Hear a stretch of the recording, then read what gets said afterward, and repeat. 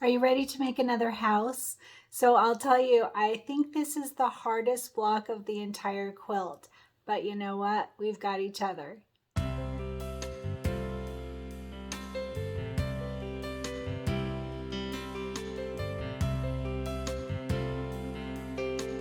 Hey everyone, Cristin here, and we are continuing with our Cup of Cheer quilt. So we have gotten very far. So we have all of this. This is sections 1, 2, and 3. And then we also have sections 4 and 5 all together. Look at that. We made it through the gift boxes and one of the houses. We did the tan house, and that was really easy. That was surprisingly easy. But I looked through the directions for the block today, and I'm pretty sure it's the hardest one, but we are going to do it great. We are going to get through it, and we might even add to it. So I'll talk more about that. So that was for sections 1 through 5, and then we also have our snowman for section 6 so far, and a couple other blocks that we already did beforehand. So we are really just jamming along. But today we are going to work on the red house. So let's start by going over what we're going to need. So I have mine in 2 packets, but I'm going to do them all together in one tutorial. So you can see page 55 is the red house roof, and page 57 is the red house itself. And we're going to do them both. So it is in 4 hoopings. There's a part A and a part B for the roof, and also part A and a part B for the house itself. We talked in the tan house, there were people asking me if they could do it together. And I went over in detail why I definitely wouldn't do it. You could, but it would take a whole lot of work because there's some overlap here. And so I went over that. So if you're still wishing that you could do your red house all together, that's up to you. I'm definitely not going to do it. And you can go back through the tan house tutorials to see why and how very convoluted it gets because of the overlap. So let's start by just going over what we're going to need. So the first one is the red house roof. All right, and that is on page 55 of our booklet, and there's a good amount of pieces here. So I believe it's that we're going to have a pocket in each of these, in the roof and in the house. So this one is definitely a stretch. All right, this will be a stretch, but we've done lots of stretching before, so we're going to do just fine. All right, so we are going to start with our roof fabric, our main fabric for the roof, and it is this gray and white striped. And notice it is a directional fabric. Whatever way that you cut yours, you want them to match up. You want the roof and the house to be the same direction of your fabric. All right, so gray and white stripes. And we are going to start with this at 8.5 by 6.5. So you can see that means that it goes this way, right? The stripes on mine are going vertically, but the width is going horizontally. All right. So the width, 8.5 is the long part. 8.5 by 6.5 is the edge here. That's for our main fabric. And I did back mine with Fusible Stabilizer. I definitely recommend that on our main fabrics. All right, and then we have our pieces. So for the house itself, for the roof, it is that coral pink, very pretty, silky solid. And we're going to start with this at 6 by 4.5. I did back mine with Fusible Stabilizer, 6 by 4.5. And then we have windows. So we've got all kinds of stuff. So this will be really interesting. So we have the window base and the window pocket.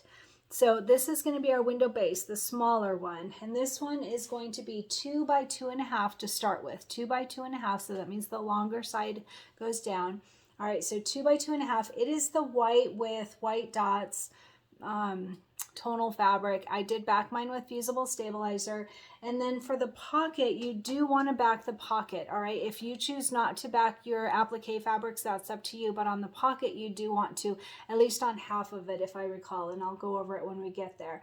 But it is the longer of the two, and again, it's the white with white dots. It's for the pocket of the window, and we're going to start with this one at 2 by 5. 2 by 5, and I'll go over all of the steps, but we're going to fold it just like we did before on our previous pocket for the tan house. But we'll go over all of that. And then we have the white applique glitter snow. All right, this will be our snow. And it's that glitter vinyl that we take off the top layer and we iron it down. I went over all of that before when we used it on our tan house. All right, but we are going to take the topping off. We can't seem to do it right now, but it's definitely doable. See? All right, so make sure to take the topping off whenever you use the glitter vinyl from Kimberbell. All right, so this one, we are going to start with this at 3x3, 3x3 for your white applique glitter snow. 3x3. All right, and then we're going to use straight pins. I actually bought some tacks, and I'm going to try that. I'll let you know how that goes, but if straight pins will work as well. And I showed on my previous, the ones that have the dimensional pockets, that I've been using this cork, and that works really well for me. It makes it so that it holds my pins in place. And there's a link under this video for the cork that I bought from Amazon, and it works really well. And then we're going to need our straight pins or tacks. I'm going to try tacks this time. I think that's what they're called, thumbtacks, just basic thumbtacks. And then cotton swab. Oh, that'll be to get the water soluble off. So talking about water soluble, we are going to use our regular stabilizer. So our light mesh cutaway is for in the hoop. The fusible backing is for the back of the fabrics. And then for this one, just like we did, I think on the tan house, we will need wash away topping. This is actually not Kimberbell wash away topping. I don't have any of it, but this is the slat band for it so that you can see the color. So wash away topping, but it's basically water soluble stabilizer. It's not wash away stabilizer. It's different. That one is for in the hoop. This is just for a topper so that our foot doesn't catch, and we will tear it off at the end. So then we are going to quilt this. So for our roof, we are going to start with a piece of batting that is 7x5, 7x5 for your batting. And we are going to quilt it with, if I recall, it's the Ivy one. So plant 3. We're going to use plant 3, and we're going to use it in 4x6 for this first one. This is for the roof, 4x6. And we are going to move this design. So just like we did on the tan house, I'll show you exactly how to do it. You can do it on your embroidery software. You can do it on your embroidery machine. Either way, it's actually extremely easy to do. We're going to bring it all the way to the right because the roof is sideways. So it's the bottom of the roof, but it's all the way to the right. And when I say all the way, that means to the end of the design. And the end of the design is always the placement and tack down of the main fabric. That's the end of the design. And I will show you in photos very easily how we're going to bring it all the way to the very right of the design. And then when we trim it, after our block is all done, same thing as we did for the tan house, we're going to line it up with the bottom of the roof, and we're going to cut it from there. And I'll go over all of that step by step, don't worry. So in a minute, we'll talk about the house. Okay, so after we have the roof complete, then we're going to start on the house itself. The house has quite a few parts, and I'll tell you, I think it will help if you have them in the order that they're described. So I'm going to go ahead and go over those one by one. There are a lot of parts to this. So just like I mentioned on the roof, you want to make sure that your fabric is going the same direction from the roof to the house. So the roof was going this way. Right? Yes. So this way. So, and this is an 8x8 piece. So we're going to start with this. Let me finish. Sorry. We're going to start with this at 8.5 by 8.5.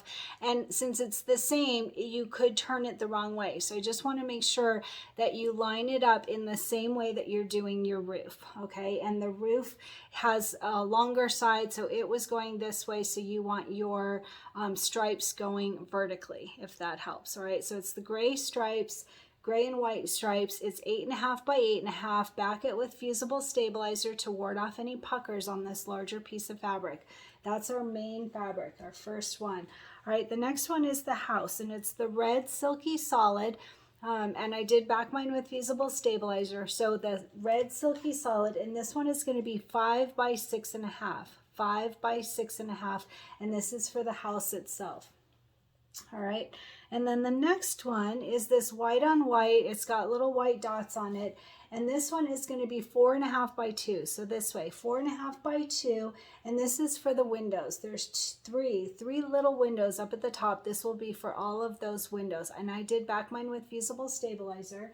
And we have something else to talk about for the house. I have to remember. All right, and then the next one is the eaves. So the eaves are those little, like, I don't know how you describe them, but up above the windows. And this one is for that. It's that same white with dots on it. I did back it with fusible stabilizer. And this one is 6 by 1.5. 6 by 1.5 for the eaves. All right, and then the next one is the porch. So the porch is the pink. It's a coral pink silky solid. I did back it with fusible stabilizer. And this one is going to be 3 by 4. 3 by 4 for the porch. So basically behind the door. All right, for the porch, 3 by 4. All right, and then there are several of these. So we're going to start with just the first two. So we are going to, for the door itself, we want 2 pieces for the door. And I did back mine with fusible stabilizer. These are 2 by 3 for the door. And it's that tan silky solid. Tan silky solid, 2 by 3 and 2 pieces of it for the door. All right, that's the first part. And then for the next part, we want the door pocket. For the door pocket, it's the longer one. And that's because we'll fold it, I'm sure, to make it into a pocket. We'll go over all of that step by step. But for now, we're just going over the parts. So this is 2 by 6 for the pocket. And this is that one that you do want to back with fusible stabilizer, at least half of it. All right. I did my whole thing. I think that that's much easier. So 2 by 6, it's that same tan silky solid, and it's for the door pocket. All right, and then we have one more of that same. It's that 2 by 3. So we have 3 pieces all together of this, but this is a different purpose. This one is the door base. So this is 2 by 3 of the tan silky solid. I did back it with fusible stabilizer, and it is for the door base. All right, and then we have this shape form interfacing, and the most important thing with this is that you get it the exact right size. Okay, it is supposed to be 7/8 by 1 7/8. All right, and we need it to be exactly that size, and I'll go over why and how to use it and all of that when we get to that point. But it's the shape form interfacing, and it's for the door, and it's 7/8 by 1 7/8. And it's this scratchy, I don't think I've used this before. I don't remember. I think there probably was it in a embellishment kit before, but it's thick and it's scratchy, and I'm sure it'll give the door some shape maybe. But anyway, 7/8 by 1 7/8 shape form interfacing. All right, and then we're going to use straight pins just like we will for the roof. I am probably going to try my thumbtacks, but we'll see how that goes. And I'm definitely going to use the cork that I used before in the tan house. And there's a link under the video for that. And cotton swab, that's to be able to get the water soluble off. So again, we will use this water soluble topping, and it's just so that our foot won't get caught. All right, and then we are going to use our batting. So the final cut size of this it's a little bit different since actually I don't think I mentioned that on the roof, but because we're going to cut from the bottom of the roof and from the top of the house, the final cut size is a little different. But we do want our batting to be 7 by 7 for our batting, and the easy way to figure that out is based on the quilting. So the quilting for this one also will have a part A and a part B, and like I mentioned, we might add to it, and I'll go over that, and that will be optional. But we are going to move the house just like we did for the roof. We're going to move the house. We're going to center it and bring it all the way up to the top of the design, which means from that step 3 and 4 from our the basting stitch from our quilting design. So I'll go over that very specifically. But we are going to use our quilting. So for our quilting, I'm sure it's that ivy looking one, plant 3. And I assume in 6 by 6, let me look here. It's part A and part B. We will do the quilting on part B. Here it is. Sorry about that. So plant 3 in 6 by 6. I didn't even have to look it up. Plant 3 and 6x6 is what we're going to use for our quilting for the house. All right, so as I mentioned, we're going to have a little stretch exercise. This one is already going to be a stretch, so don't worry, you don't have to do this. But I wanted to show you how to add something in if you choose to. So if you've been with Cristin Creates for a while, we did a lot of this on the Stash Buster Challenge. We did that winter pillow that it was just phenomenal. Everybody made the most amazing pillows. That one was so much fun. So we did a lot of stretch exercises pretty much on every block of that pillow. We learned something new, learned about our software, learned about our embroidery machine, and just tried different things.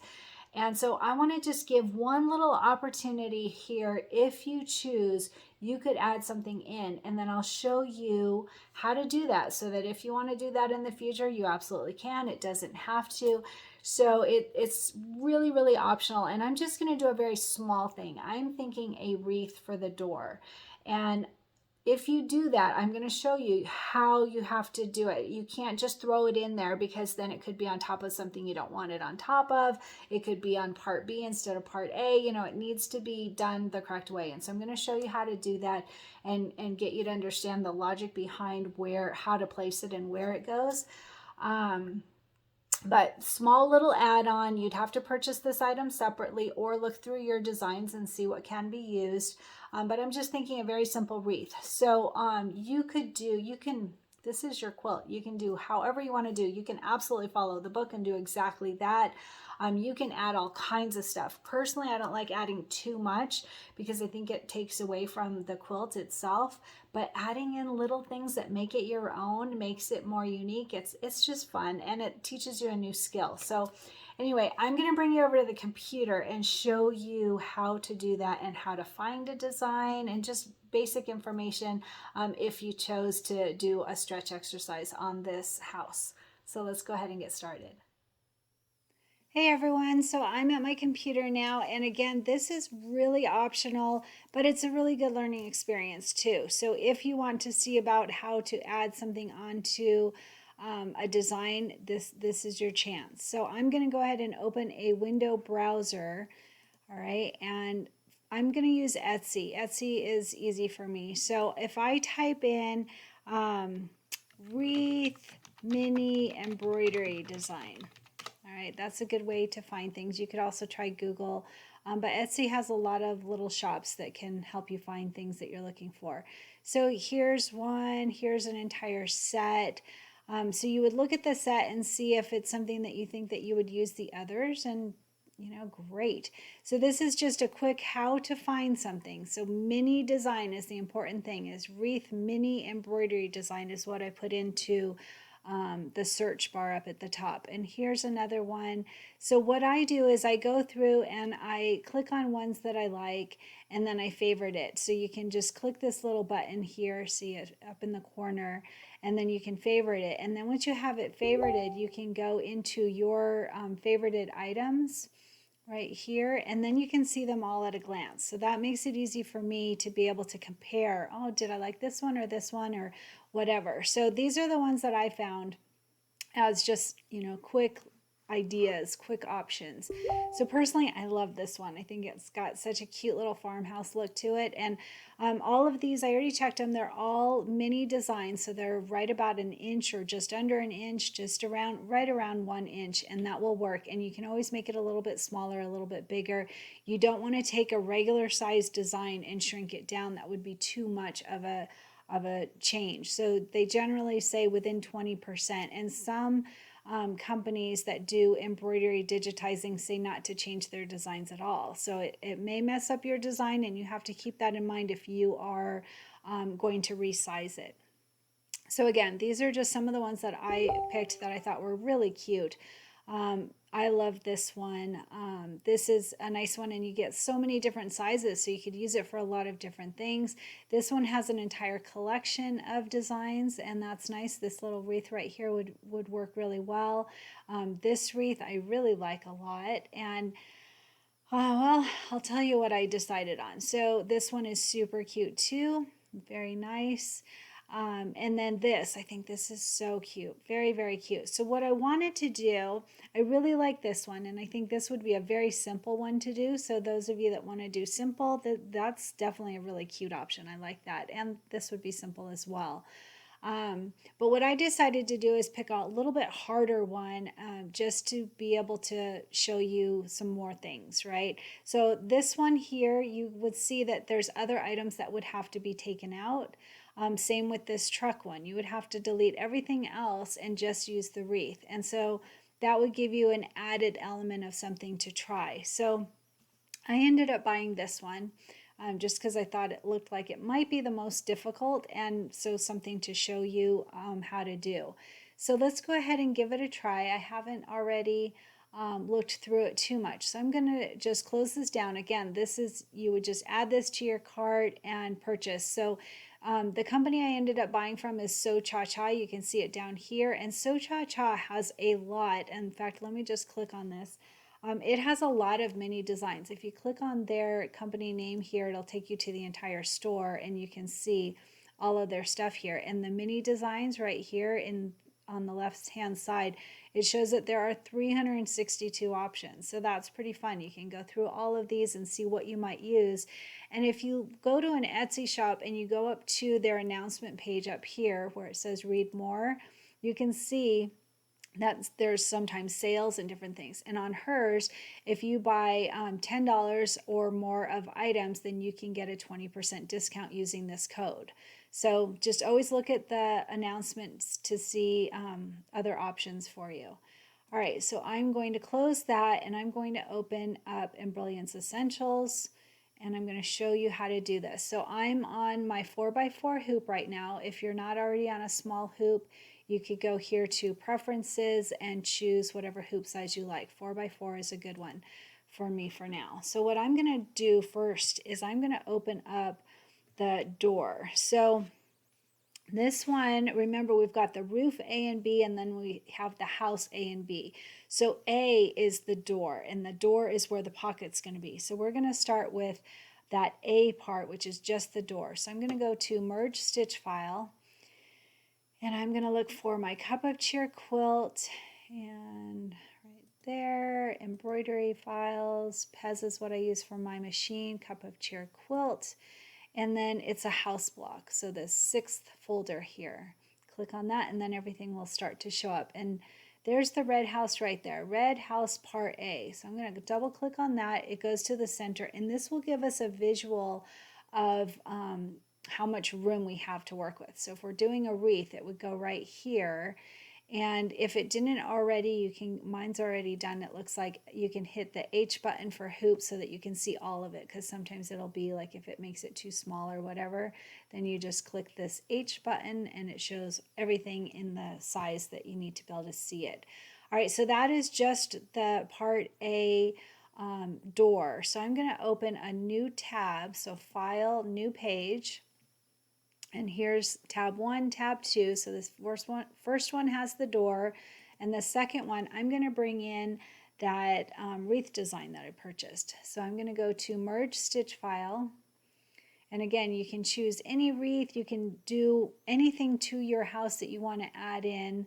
I'm going to look for mini skis is what it was called. So right here, and I've already deleted the other designs. I just keep the Pez so that my computer doesn't get overloaded with too many things that I'm not going to use.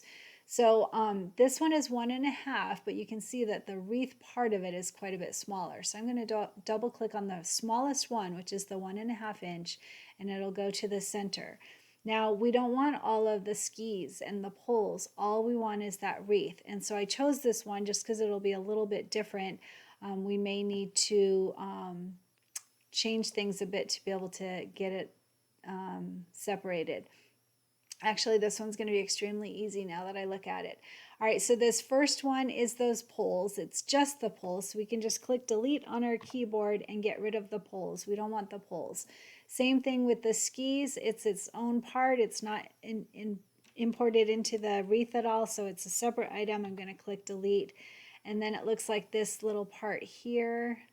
We can just click on that by itself. It's not connected to the berries or anything. So I'm going to click on that and click delete. And now we already have our wreath. That was like the easiest thing ever. Not quite what I was expecting, but that's fine. All right, so we have the wreath. Now, if I click on the wreath, it tells me it is 9/16 by 9/16, so just a tad over a ½ inch. So I'm going to click Control C on my keyboard. Notice I have all the parts of the wreath. And so I'm going to go ahead and click Control C, and I'm going to go to this first tab, and I'm going to click Control V to paste. And it goes to the center of my hoop, and I'm just going to move it up here. Let's see. I am going to move it. I'm going to keep it centered. You can see from these black squares that it is centered. Let me click outside so I can see. It's funny that, oh, it's centered. So the door is centered. It's funny, there's a tiny bit extra space over here, but I'm not going to worry about that. All right, so my only concern with this is it's a little bit large actually for this space, because remember, we're going to have our tack down, our fabric fold. It's going to be right on the edge there. So I'm going to make it a little bit smaller. Gives us another thing to learn, right? So if I click on the wreath, notice I've got all three parts of the wreath. And I'm going to just size it down a little bit, and I'm going to do it very simply. I'm going to hit the control button on my keyboard. If I hit the control button, it makes it so that it'll still stay centered. So on any of these four corners, I can click on those four corners and notice, let me see, it still stays centered in that black squares. Those black squares are still right on that line there. Maybe a tiny bit over, but that's fine. All right. So that looks really good. That looks more manageable to the space in my opinion. So if I click on that, now I'm at a ½ inch by ½ inch. So I brought it down by 0.1, right? Very small bit. Could even try bringing it down a little bit more. I think I'll leave it. So it looks like, let me see, if I say undo, I'm just curious. If I click undo, so that see how there's a little bit of opening in the stitching? That didn't change. It didn't happen because of us resizing it. So I'm not going to worry about that. I'm going to click redo because I like it a little bit smaller, and that's perfect. So now the important thing here is that we want to make sure that it goes in the right place of our, in the right step, in the right order of our steps. All right, so that's super important. You can't just put it at the end here because we are going to be putting fabric on the top and stitching on it, and then we're going to put fabric underneath our hoop. And if we just added this wreath, excuse my dog, there's probably Amazon is here. If we just added that wreath onto the end of our design like that, then it's stitching through the other side of the door as well. So that's why you have to be really careful to make sure to get it in the right step.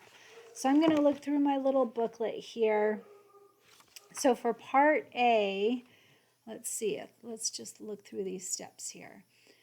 So we have the placement and the tack down. We have that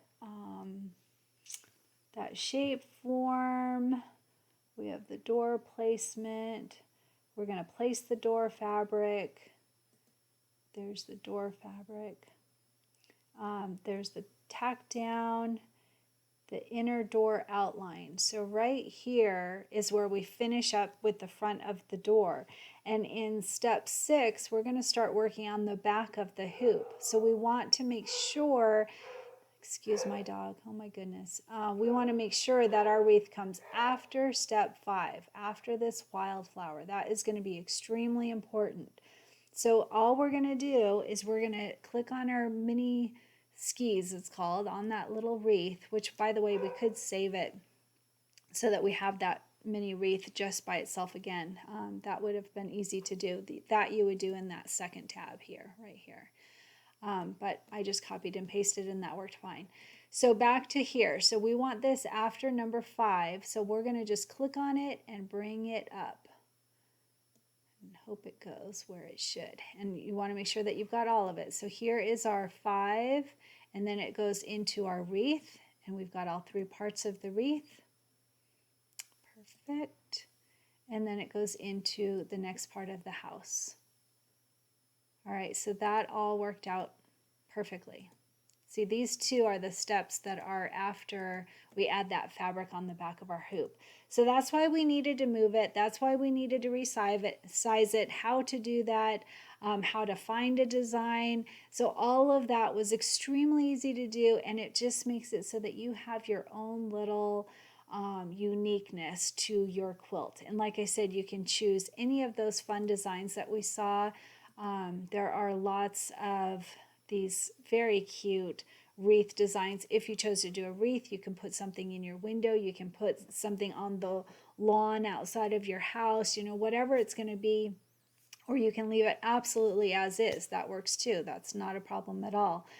So either way, fun things to do if you choose to do it. And you saw it was really easy to do using Embellishment Essentials. You could even do this on your machine. You would have to make sure to reorder your steps so that it does not go on top of your completed door. But you saw after step 5. You want the wreath after step 5. So anyway, fun little addition. Just wanted to add that on if you wanted to try something a little different.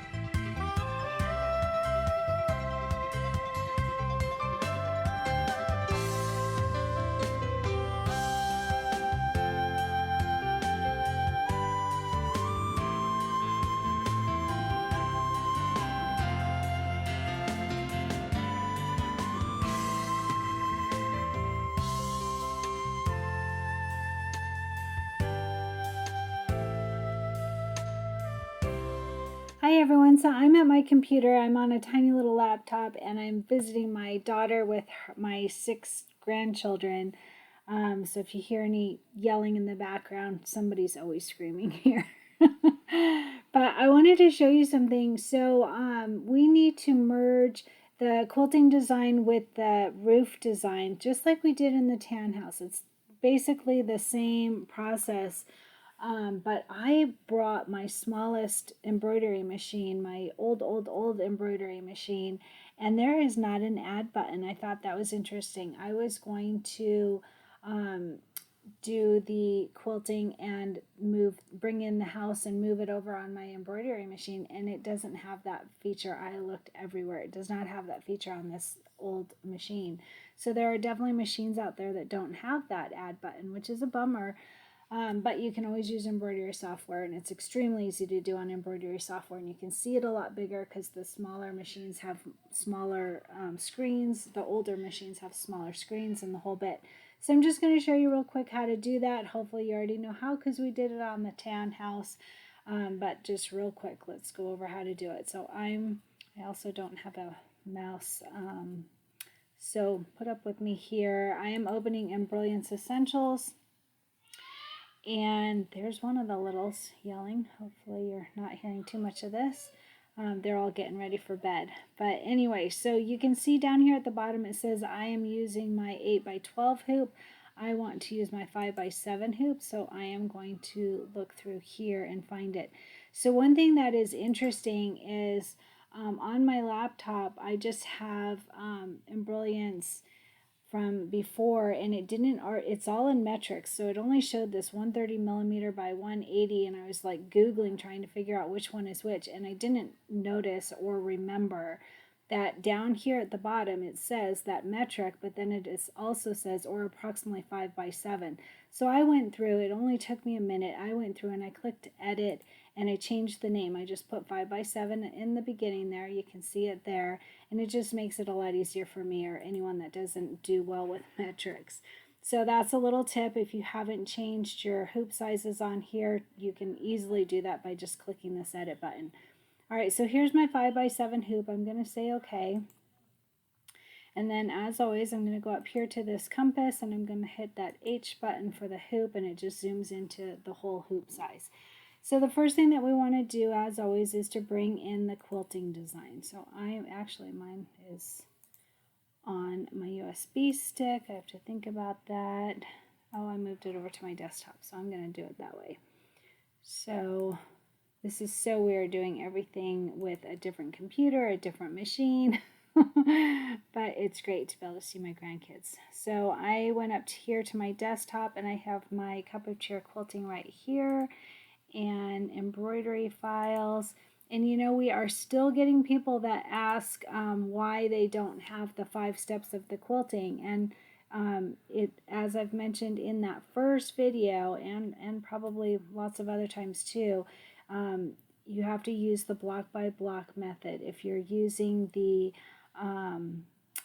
CBT version, it's just the quilting. So we've talked about that before, so it's just a reminder because we do get that question. So here's the quilting. Sorry, I'm going for the quilting first, and it is plant 3 in 4x6. So here is plant 3, and I'm looking for the 4x6.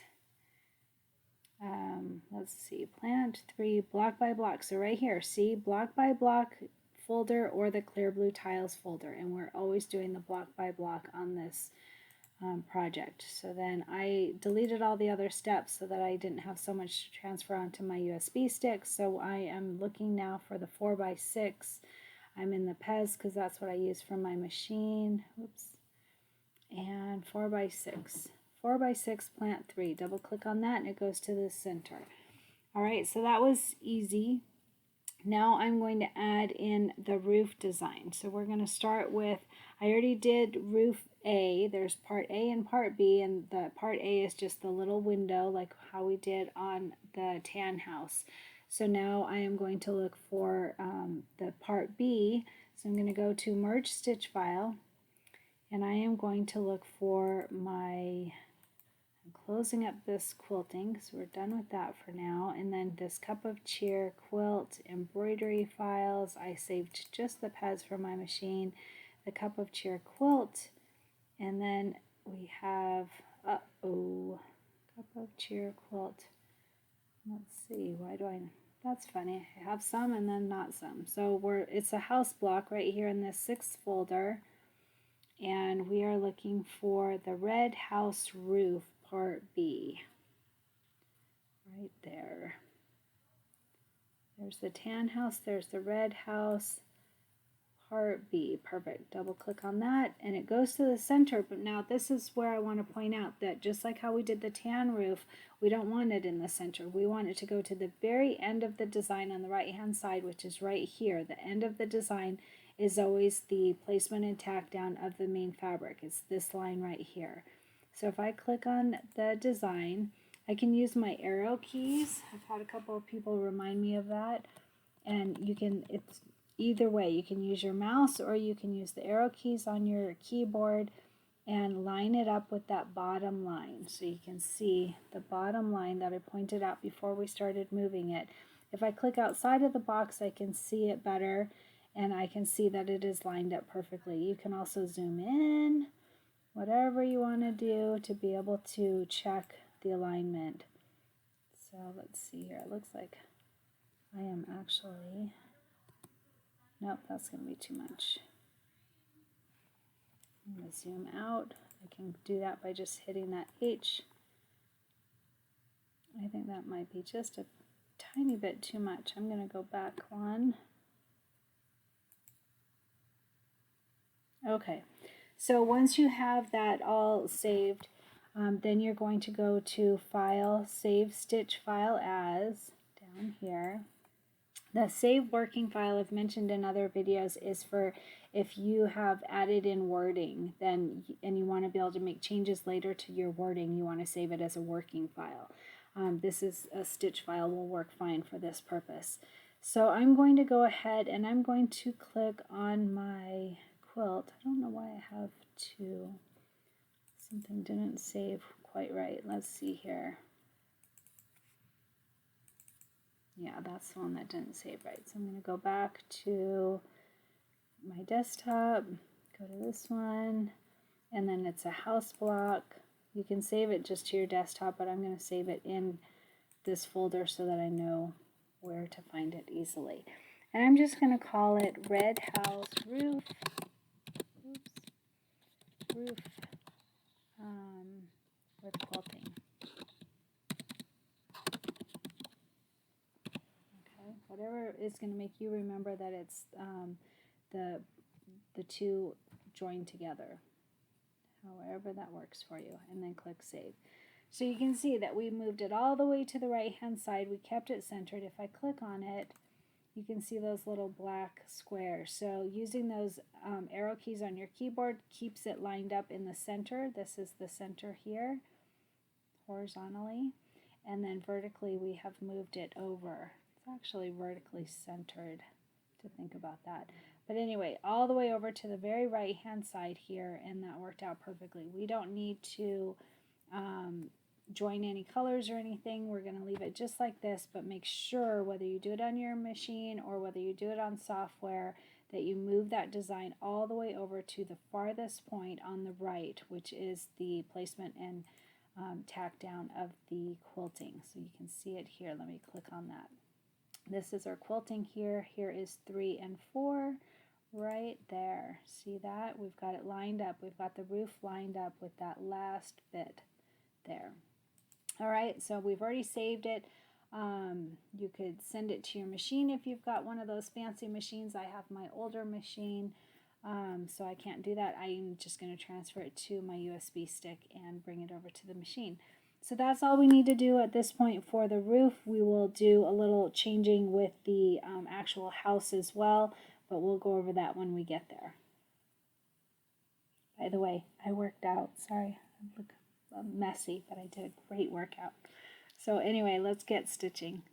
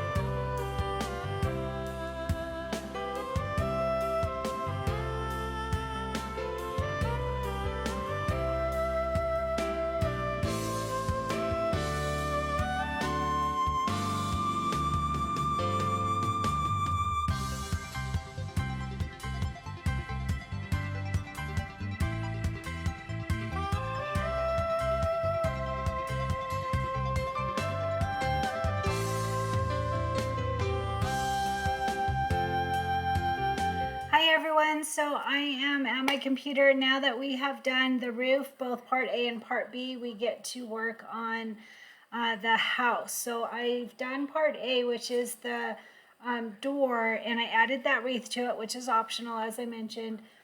So now we need to do the quilting and the house together. So my machine, I'm at my daughter's house, and my machine that I brought here does not merge. It doesn't add the two designs together. I was really surprised to see that. I didn't remember that as being an issue back when I used that machine all the time. So I am going to use my Embellishment Essentials software, which in my opinion is easier anyway, because you can really see it on the screen and save it and bring it to your machine. So I'm going to open up Embellishment Essentials. I'm using my tiny little laptop today, but this will work. All right, so I opened up Embellishment Essentials, and the first thing I want to do is open up my quilting design. So I go here to Merge Stitch File, and I am looking for my quilting. So I'm going to close up this part. Here's my quilting bundle. And we're using Plant 3 right there. Embroidery files. Block by block is the technique we are using, and I use Pez. I threw away all the other formats so that it wouldn't clog up my computer, but you use whichever format works for your machine. All right, and then we are looking for the 6x6 design. 6x6 Plant 3. You can see that right down here in the description. So I'm going to double click on that, and it goes to the center of my hoop. You can see how it turned red? That means that it doesn't fit in this hoop. I didn't start by changing my hoop, so that you can see that it is outside of the hoop size. Here's my hoop size. I'm on a 5x7 right now, and this red down here shows us that it's too large for my hoop. So I'm going to go up to this preferences folder, and I'm going to choose my 8x8 hoop and say OK. And then that red goes away down here, and I can see that it fits just fine in my hoop. I'm going to go up here to this compass and hit H so that I can see all of the design. So notice that the quilting design went to the center, and that's exactly what we want to happen. But when we import our house design, we need to move it. So let's go ahead and start that. So I'm going to go to Merge Stitch File, and I'm going to close out my quilting design so that I can see where my cup of cheer is. And it is a house block. So I'm going to click on the house block, and all of them will start to come up. So you can see right here it says Red House Part B. So that's the one we're looking for. I'm going to double click on that, and it goes to the center, but we want to absolutely be sure to move it. So on this one, just like we did on the tan house, we're going to move it up to the very top of the design. The very top of the design is this line here. It is orange, and it's also blue underneath it. It is step 3 and step 4 of the quilting design. So I'm going to click on this plus sign just to show you. Here's the 3rd step and the 4th step. You can see this first one is blue. That's the placement of our main fabric. And the next one is orange, and it goes right on top of it. That's why we see the orange. And that is the tack down or the basting stitch of our main fabric. So that is the top of the design. All right, so I'm just showing you what that is. So this one, the house right there, is the one that we need to move. You can use your mouse to move it and the little black squares to make sure everything is lined up right. Or you can use the up arrow on your keyboard.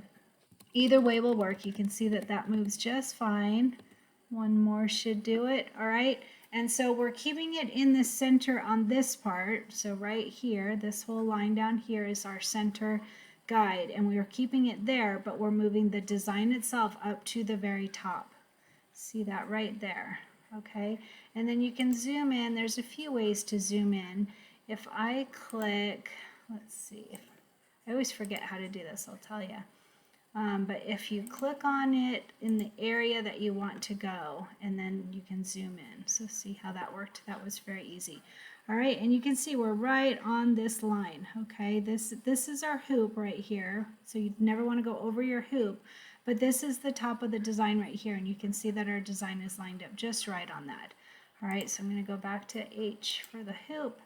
And that's all we have to do. Super easy. You can do it on your embroidery machine. Mine didn't let me add in a design, but if your machine allows you to add a design, you can bring in the design on top of the quilting and move it up. You can do all of that on most machines, so that's not a problem or you can very easily do it on software. So I'm using Embellishment Essentials, and you saw that was just like the easiest thing ever.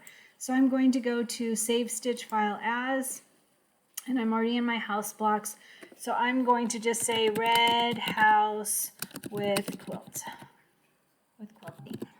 Okay, so that just tells me that this is the one that I want to use because it's got both the quilting and the house itself, and I'm all ready to go. I'm going to transfer that to my USB stick and bring it over to my embroidery machine, and then we'll get started on the last part of this house block.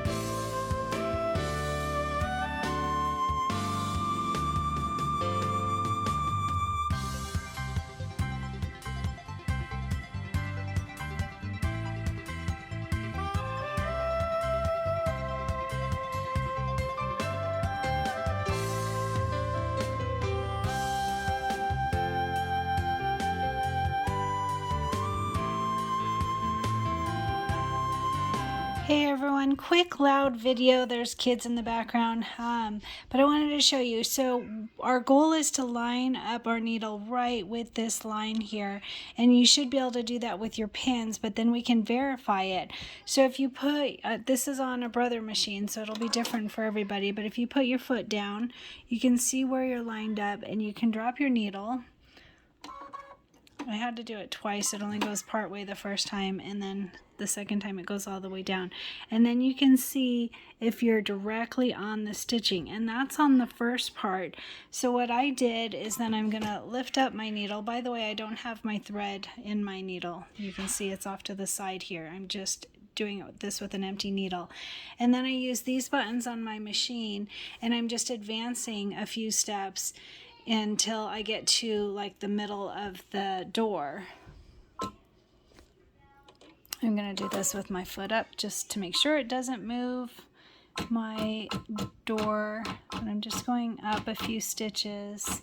And if you have a machine that has the little red dot, the little laser dot, you could use that too. But anyway, so then once you get there, you can put that needle down again. So I have to have my foot down first, foot down, then needle down twice, and it goes all the way through, and I can see that I'm right in the stitching. So I'm going to bring my needle back up, and then I am going to bring my foot up, and I'm going to advance again a few steps, a few stitches. I'm going to go toward the end, just because you want to do it from the top to the bottom just to make sure it's not shifted. If it's shifted at all, then it wouldn't line up. So it could be lined up at the top and then not lined up at the bottom. So then again, foot down right here, and then this one to get your needle down, and needle down again, and I can see I am right in that stitching. I don't know if you can see this, right in the stitching. So that's the way to make sure that your door is lined up. And then if you do that, we're gonna bring my needle back up and bring my foot up, and then I'm going to go back to that first part. So in the book it says step 19, but since we did our quilting, it's step 24. All right, so then all I do on my machine is I go back to this part, this spool, which brings it back to that first part of 24, and I can verify it by clicking -1, and then that brings me to the end of the 23rd step. +1 will bring me back to 24. Where am I? Right there. Okay, so you just want to make sure that you are at the beginning of step 24. If you've done your quilting at step 24, and that brings you right back up to the top. And then we can thread our needle and cross our fingers and go ahead and stitch the tack down line to our door. This is that part A door.